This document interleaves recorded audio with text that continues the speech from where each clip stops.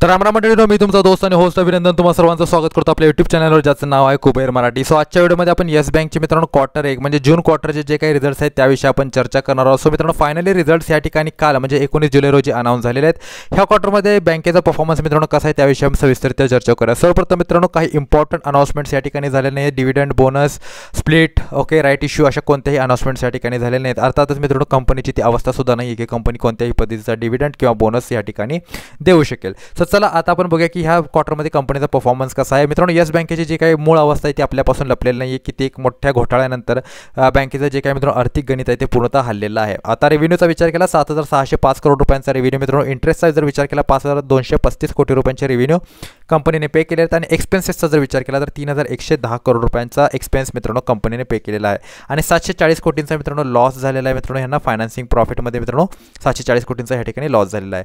अर्थातच मित्रांनो, कंपनीचा जर रेव्हेन्यू बघितला तर कंपनीच्या रेव्हेन्यूमध्ये काही मला वाढ दिसत नाही आहे. जून 2024च्या पॉईंट ऑफ व्ह्यूने जर तुम्ही बघितलात तर अजूनसुद्धा मित्रांनो रेव्हेन्यू त्याच लेवलला आहे. आणि मार्च क्वार्टरचा जर विचार केला तर रेव्हेन्यू अजूनसुद्धा मित्रांनो त्याच लेवलला आपल्याला कुठेतरी दिसतोय. लोकांची जी काही विश्वास आहे बँकेवरचा तो अद्याप या ठिकाणी म्हणजे इतका पूर्णतः विश्वास आता बँकेवर राहिलेला नाही आहे लोकांना. ओके, त्यामुळे त्याचे रेव्हेन्यू जनरेशनमध्ये यांना खूप मोठा प्रॉब्लेम येतो आहे.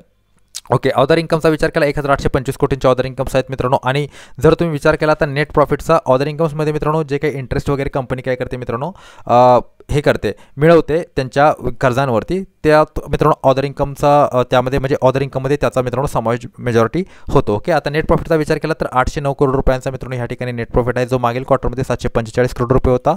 आणि जून 2024मध्ये 516 करोड रुपये होता.